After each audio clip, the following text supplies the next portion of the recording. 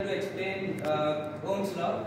Now for the experiment we have to draw the circuit diagram and we have to prepare our circuit like this. This is firstly we will start from the battery. The positive terminal of battery and the positive terminal of ammeter should be connected with each other. Then the negative terminal of the ammeter and the resistance wire whose resistance is going to be measured is connected with it.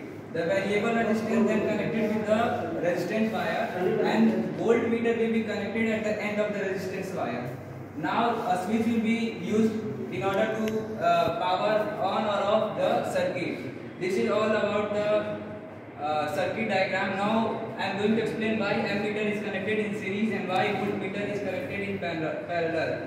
The resistance of voltmeter is very high, close to infinity. That's why in the parallel series. And on the other hand, the resistance of ammeter is very low, so that the current can flow through the circuit without getting any resistance and any depletion in the current.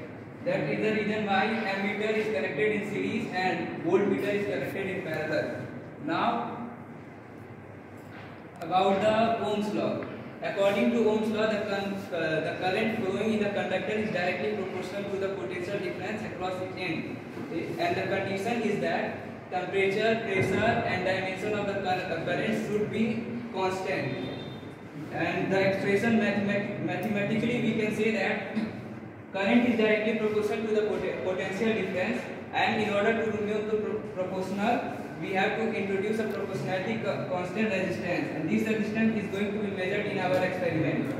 So the expression comes to be R is equal to V upon I, and the unit of resistance is volt upon ampere, that is volt per ampere, or ohm, a new unit of SI unit of resistance. So what we have to do is, firstly we have to take a wire and measure its length by the scale, and all the equipment like ammeter, voltmeter, rheostat, battery, switch and connecting wire should be connected as per the circuit diagram that was displayed earlier. Using connecting wires we will connect all the components correctly. Any little mistake will make devices affected. Now for the experiment we have to the main function of rheostat is to get variable resistance, and when variable resistance will be provided we will get different readings. Difference reading will help us to determine an average value of the resistance. Now this is the demo video. Drag the chart paper onto the table.